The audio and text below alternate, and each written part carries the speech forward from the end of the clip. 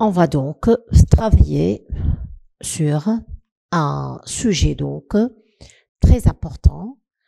La femme, elle s'est toujours battue et a entrepris un travail de longue haleine pour accéder au droit du travail. Donc, seul le travail lui permettait donc de prouver son existence, de s'affirmer, d'exister, d'être indépendante et affranchie du mal. Mais la question donc, la question qu'on doit poser, est-ce que ce travail lui offre, si vous voulez, l'épanouissement dont elle rêve?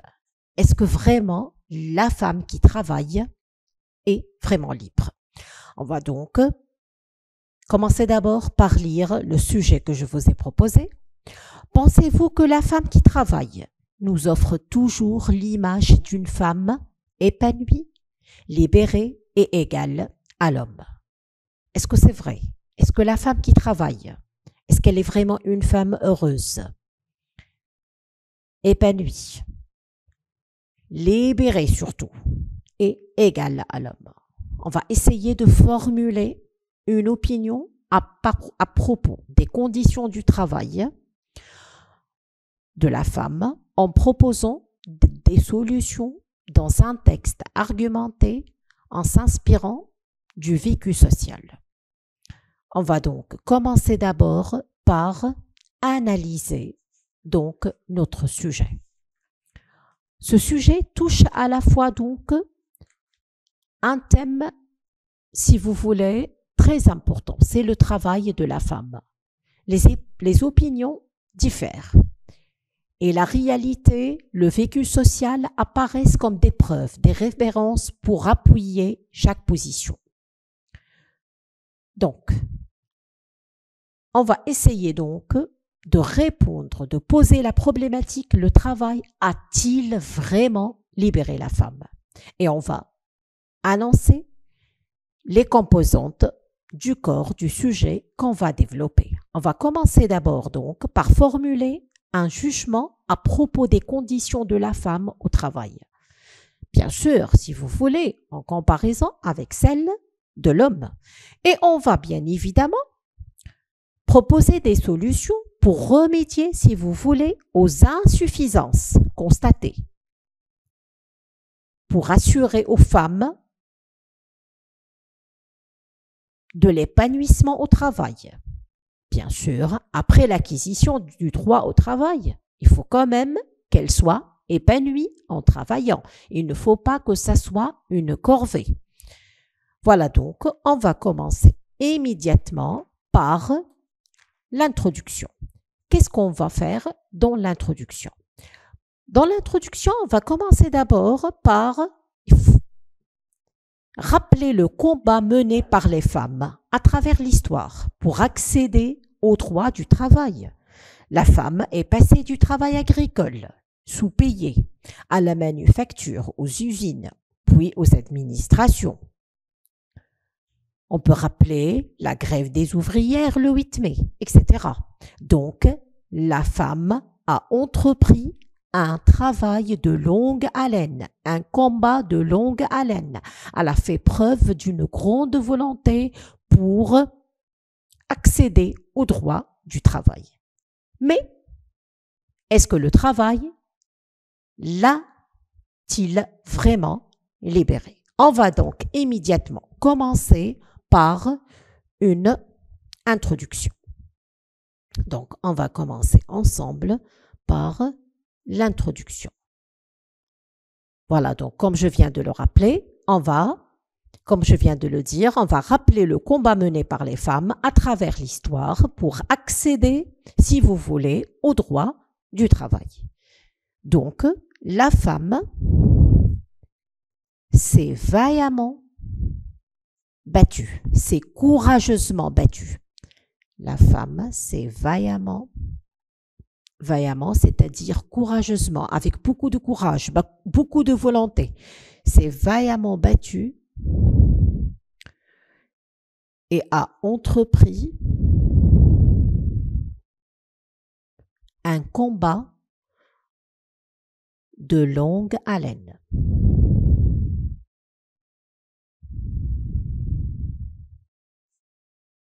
Justement, pour faire quoi?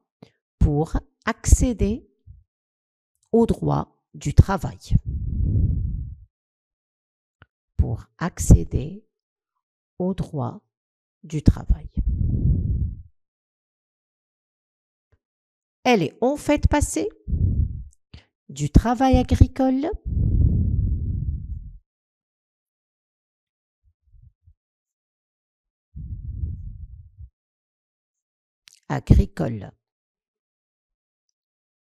sous-payé, mal payé si vous voulez, à la manufacture, aux usines. Elle est ouvrière donc, puis aux administrations. Donc, elle a, au fil des années, elle a donc amélioré son statut, puis aux administrations. Donc, de nos jours, la femme donc travaille donc dans tous les domaines. Donc, on a la femme médecin, la femme avocate, la femme pilote, la femme professeur, etc. Donc, ce grand combat, nous fait penser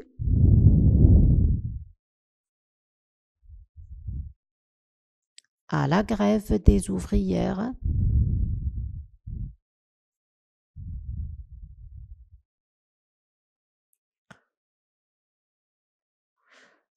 le 8 mai.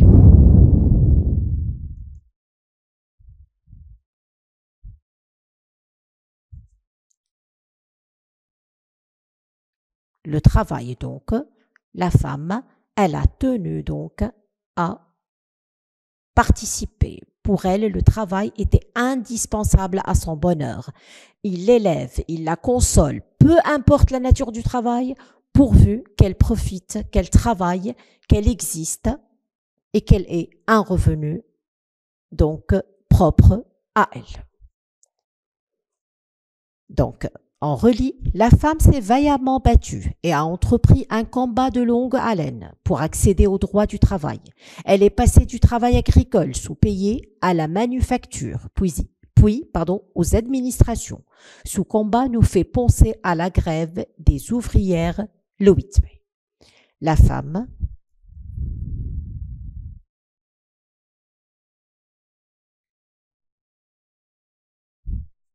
s'est alors dépensée pour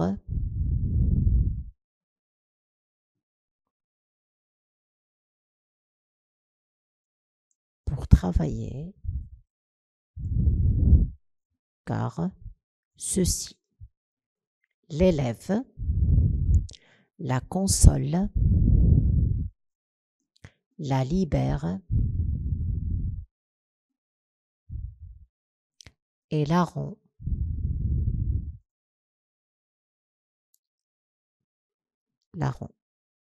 si vous voulez, utile et indispensable.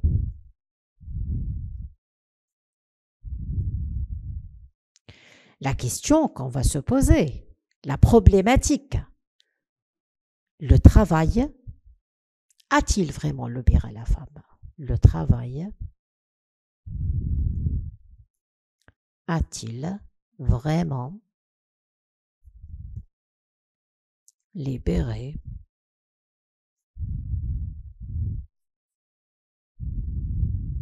la femme?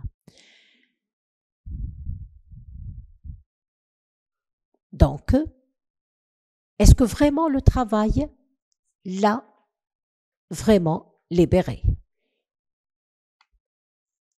Quelle solution pourrait-elle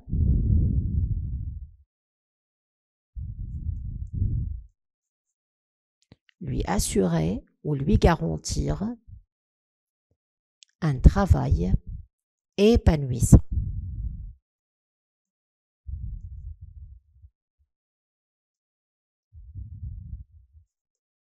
Voilà donc les deux questions auxquelles on va répondre.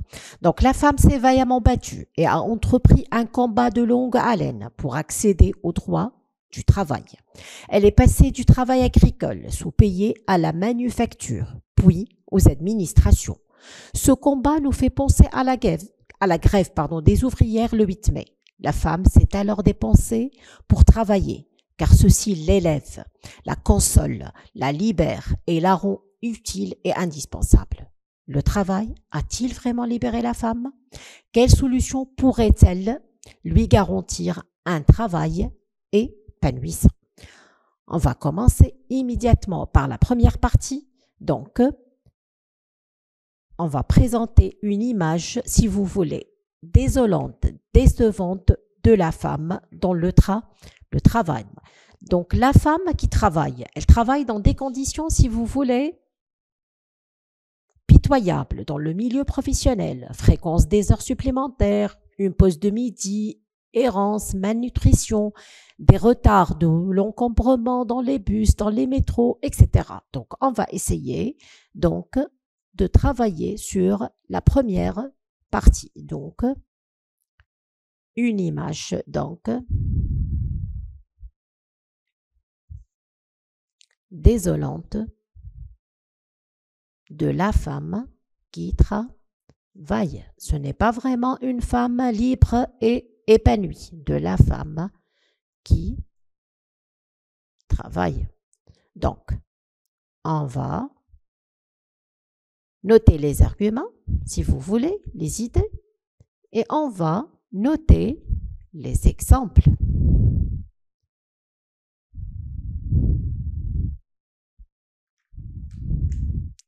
Donc, la femme laborieuse. Donc, des conditions pitoyables dans le milieu professionnel. Des conditions pitoyables, misérables si vous voulez, dans le domaine ou dans le milieu professionnel.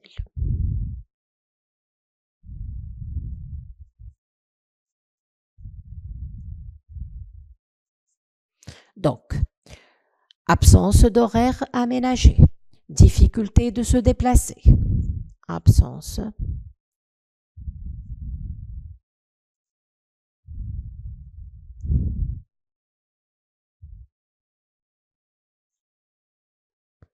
difficulté de se déplacer.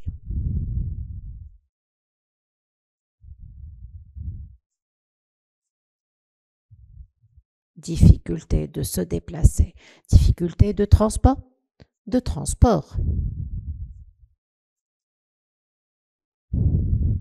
Un travail harassant et pénible.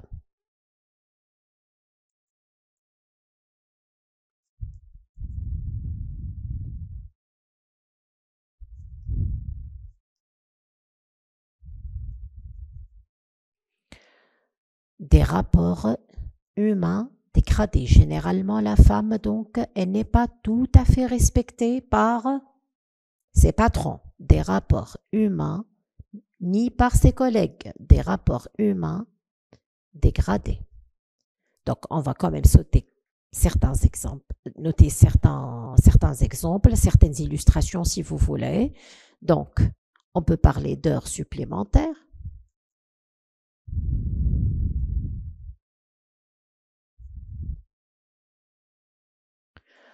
On peut parler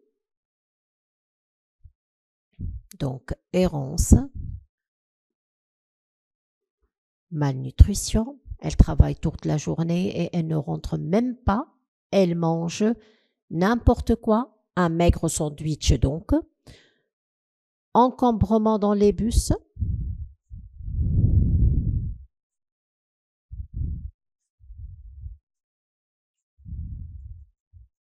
Les métros, on voit des femmes qui se lèvent dès les premières lueurs de l'aube pour aller travailler, donc femmes de ménage, comme a dit Simone de Beauvoir, pour laver le carreau d'un hall de gare, par exemple, ou d'un hôtel, etc.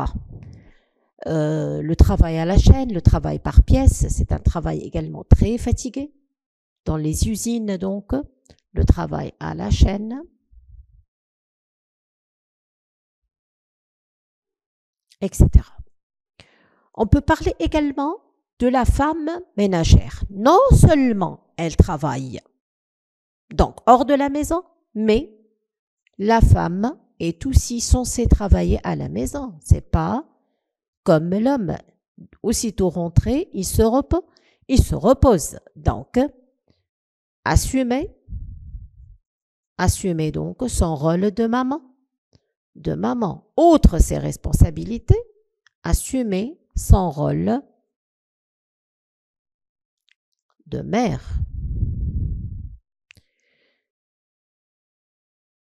Veiller à l'éducation, à la scolarité des enfants.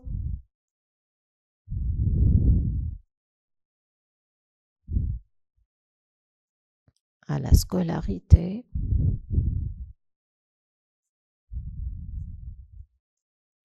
aux tâches ménagères, etc.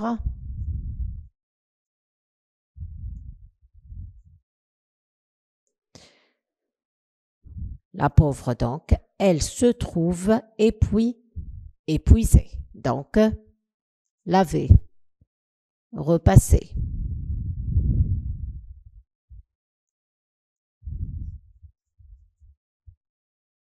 Donc, laver, repasser. Préparer le dîner et le déjeuner du lendemain, etc. Donc, s'occuper des petits. Voilà, tout ça, elle le gère toute seule et l'homme, il est comment donc? Il se repose, il sort respirer avec ses amis. La femme, aussitôt rentrée du travail, elle assume les lourdes charges de la maison. Voilà donc quelle solution. Voilà, donc on arrive à la deuxième partie, les solutions. Les solutions pour que le travail de la femme soit épanouissant, pour que la femme ne souffre plus, la pauvre, pour que son travail lui donne de l'épanouissement, du plaisir. D'abord, au niveau familial. Au niveau familial, quelle solution pourrait permettre à la femme d'être une personne épanouie?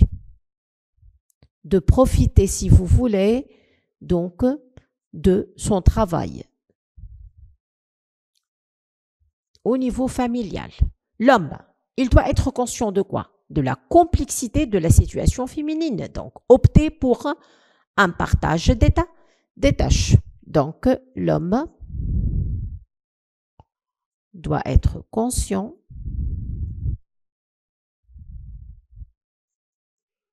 de la complexité de cette situation féminine.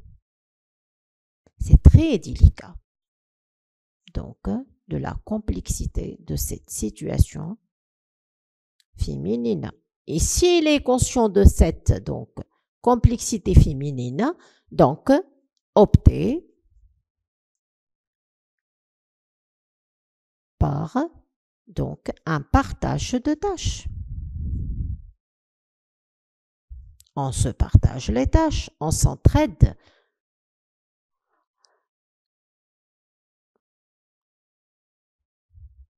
Donc ainsi, elle peut faire quoi? Donc, exemple, répartition du travail. Opter pour, donc, répartition du travail ménager.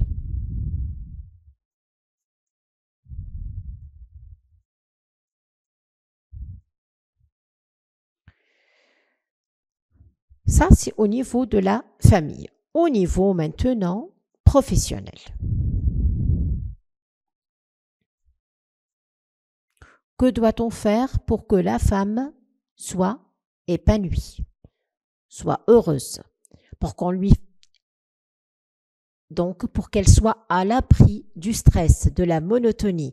Donc, par exemple, aménager un horaire souple.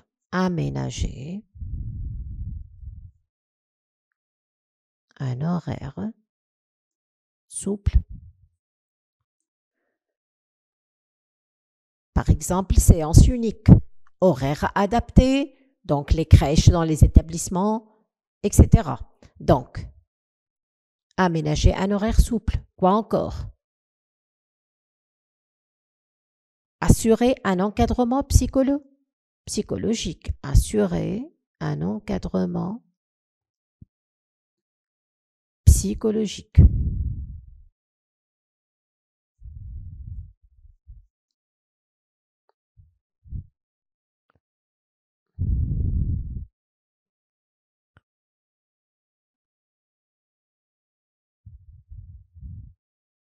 Donc, ouvrez surtout pour des salaires plus équitables entre l'homme et la femme. Donc, ouvrez pour des salaires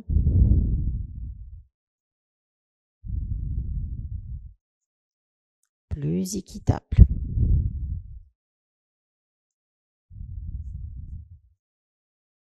entre l'homme et la femme.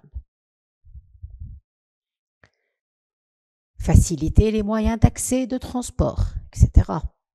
pour aider la femme donc à arriver donc à temps, lui éviter le surmenage, la dépression, le stress, donc faciliter les moyens d'accès de transport.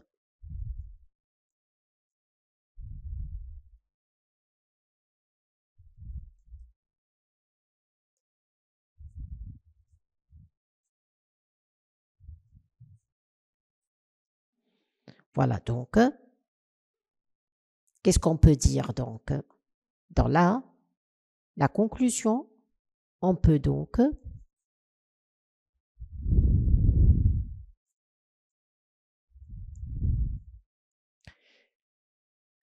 parler de quoi exactement? Le travail est indispensable au bonheur, donc il s'avère donc que le travail est indispensable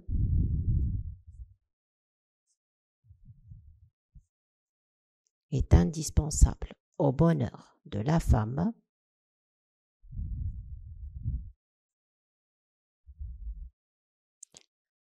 mais il faut quand même, à condition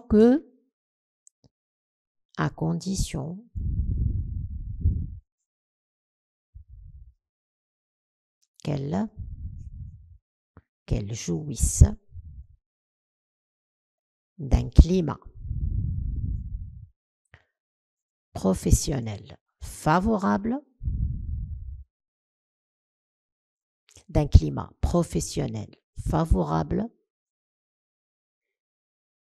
et d'un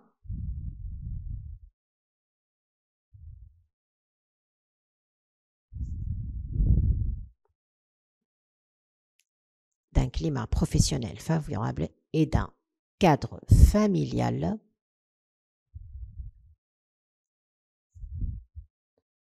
encourageant et motivant.